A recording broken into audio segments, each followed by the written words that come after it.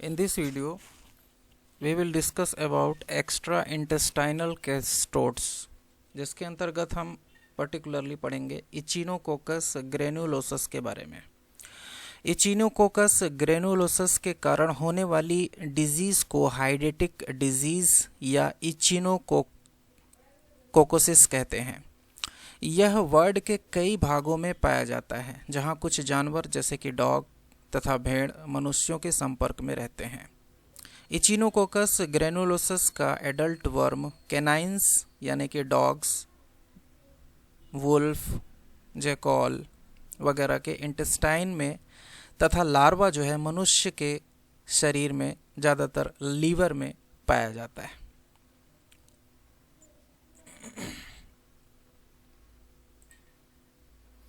आइए बात करते हैं इसकी मॉर्फोलॉजी की। यह देखने में तो यह सबसे छोटा टेपवर्म होता है, जिसकी लंबाई 3 से 8 मिलीमीटर की होती है। इसका स्कोलेक्स गोलाकार तथा रोस्टेलम प्रोमिनेंट होता है। इसमें 2 कतार में हुक्स तथा 4 सकर्स पाए जाते हैं। इस पिक्चर में आप देख सकते हैं 4 आपको सकर्स दिखाई देंगे, 2 इधर दिखाई दे रहे हैं, 2 पीछे हैं, और यहाँ पर एक स्कोलेक्स में 2 कतारों में इसके हुकलेट्स जो है मौजूद रहते हैं।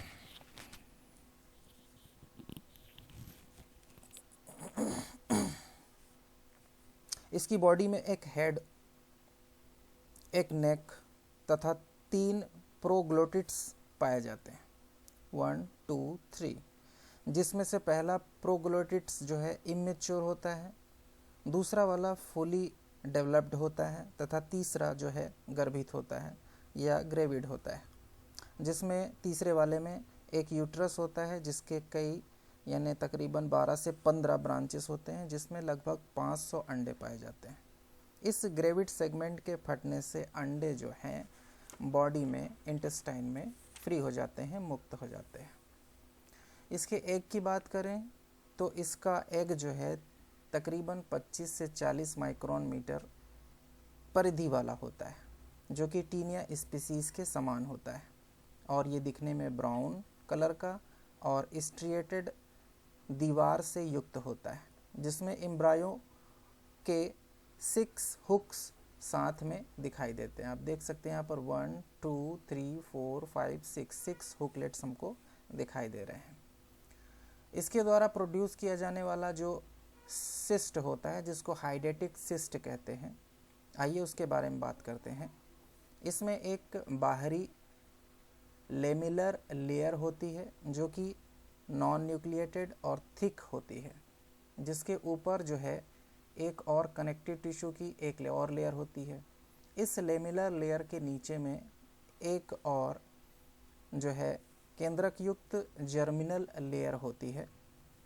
एक स्टेराइल लिक्विड होता है इस जर्मिनल लेयर के अंदर। ये रेड कलर का पोर्शन आपको पिंक कलर का जो दिख रहा है वो स्टेराइल फ्लूइड है, जो दोनों लेयर को डिस्टेंडेड रखती है।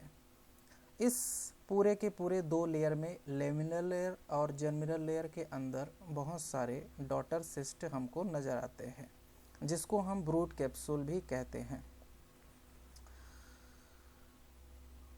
ये डॉटर सिस्ट की इनर वॉल से आप देख सकते हैं, ये डॉटर सिस्ट है, इसकी इनर वॉल से बहुत सारे स्कोलिसेस जुड़े हुए रहते हैं।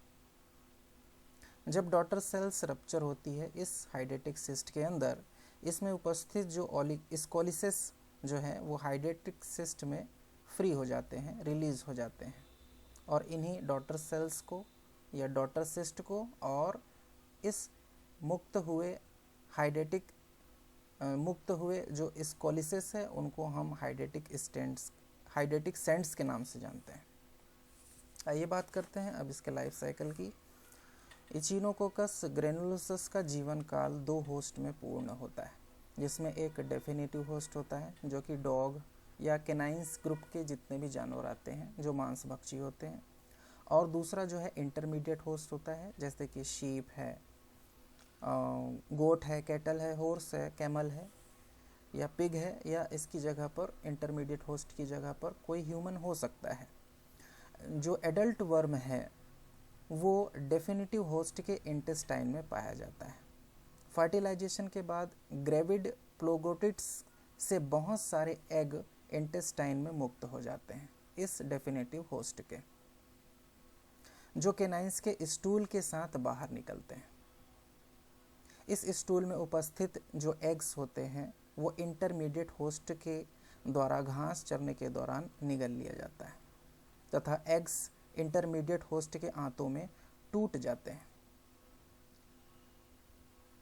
जिसमें से बहुत सारे ओंकोस्पियर्स निकलते हैं जो इस इंटरमीडिएट होस्ट की आंतों की दीवार को पेनिट्रेट करते हुए ब्लड में एब्जॉर्ब हो जाते हैं और ब्लड सर्कुलेशन से विभिन्न अंगों जैसे कि लीवर, लंग, ब्रेन में पहुंच जाते हैं तथा ओंकोस्पियर हाइड्रेटिक सिस्ट का निर्माण करते हैं इंटरमीडिएट होस्ट के बहुत सारे ऑर्गन में। यह सिस्ट बड़ा हो जाता है जिसे प्रोटोस्कोलेसिस कहते हैं। इस प्रोटोस्कोलेसिस के अंदर डॉटर सिस्ट का निर्माण होता है। इस प्रकार इंटरमीडिएट होस्ट की पेशियों में उपस्थित सिस्ट को खाकर डेफिनेटिव होस्ट भी संक्रमित हो जाता है। डेफिनेटिव होस्ट के आंतों में पहुंचकर यह प्रोटोस्कोलेसिस इंटेस्टाइनल म्यूकोसा में अटैच हो जाते हैं तथा तकरीबन 32 से 80 दिनों के बाद एडल्ट में परिवर्तित हो जाते हैं तथा लाइफ साइकिल रिपीट हो जाता है। डेफिनेटिव होस्ट जैसे डॉग के मल में उपस्थित अंडों को, ये अंडे जो होते हैं डेफिनेटिव होस्ट के जो स्टूल है, फीसेस है, अगर वो किसी ह्यूमन के कांटेक्ट में होते हैं तो इन्फेक्टेड हैंड के जरिए से जो है ये एग्स जो है किसी मनुष्य के द्वारा भी निगल लिया जा सकता है और जिसके कारण मनुष्य में भी ये संक्रमण हो जाता है और ये मनुष्य में इसके एग्स से निकले हुए ओंकोस्पियर्स या लार्वा विभिन्न अंगों में मनुष्य में सिस्ट बनाते हैं। लेकिन ये एग्स जब मनुष्य के शरीर में पहुंच जाते हैं तब मनुष्य के शरीर में ये इचिनोकोकस ग्रेनुलोसस का लाइफ साइकिल ख़त्म हो जाता है क्योंकि मनुष्य के मांस को तो कोई नहीं खाता जबकि इंटरमीडिएट होस्ट के मांस को खाया जाता है।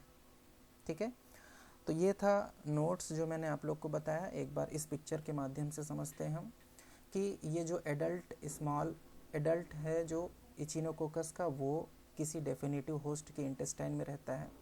इसका जो ग्रेविड पार्ट है थर्ड वाला एपिग्लोटिड्स जो है, एपिग्लोटिस बोल रहा हूँ, प्रोग्लोटिड्स जो है वो रप्चर होता है जिसमें बहुत सारे एग निकलते हैं और वो उस एग में पाए जाने वाले बहुत सारे जो ओंकोस्पियर्स हैं वो हैच होते हैं, रप्चर होते हैं, जिससे बहुत सारे इंटरमीडिएट होस्ट के जो टिश्यूज़ हैं उसमें बहुत सारे हाइड्रेटिक सिस्ट का फॉर्मेशन होता है। ये हाइड्रेटिक सिस्ट जो है जब किसी इंटरमीडिएट होस्ट को, जैसे भेड़ बकरी को, किसी केनाइन के द्वारा खा लिया जाता है तब वो हाइड्रेटिक सिस्ट जो है किसी डेफिनेटिव होस्ट के अंदर पहुंच जाते हैं, इंटेस्टाइन में पहुंच जाते हैं। फिर वो हाइड्रेटिक सिस्ट से निकलने वाले जो डॉटर सिस्ट में जो बहुत सारे जो प्रोटोस्कोलेक्स हैं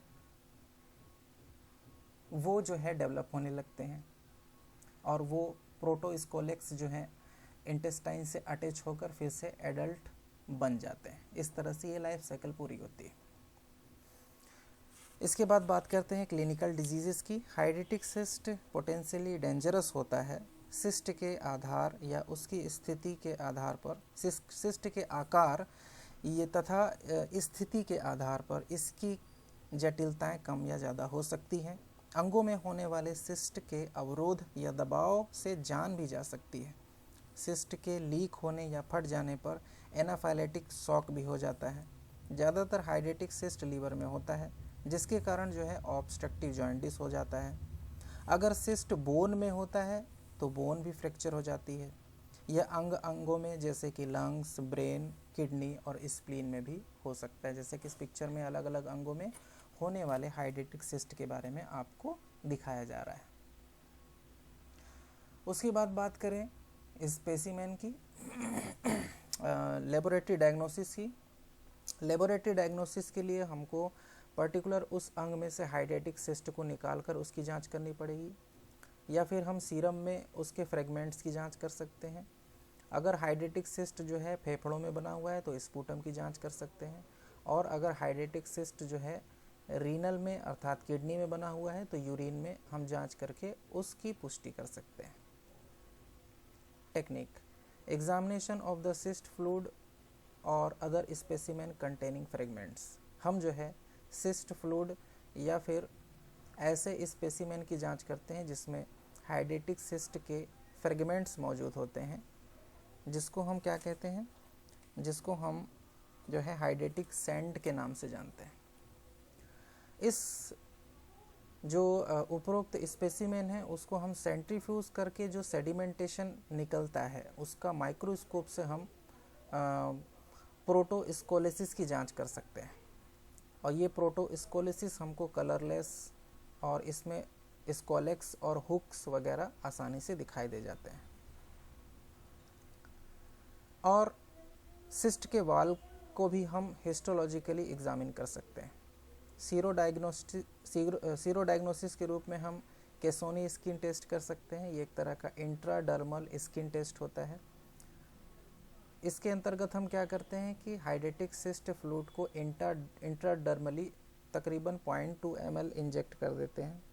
कुछ घंटों के बाद हम रिएक्शन देखते हैं। अगर रिएक्शन उस स्किन में हो जाता है तो टेस्ट पॉजिटिव है, नहीं हुआ तो नेगेटिव है। इसके अलावा हम एंटीबॉडी को डिटेक्ट करने के लिए indirect haem agglutination test, complement fixation test या इनडायरेक्ट इम्यूनोफ्लोरोसेंस टेस्ट का भी सहायता ले सकते हैं। It is all about the Echinococcus granulosus. Thank you.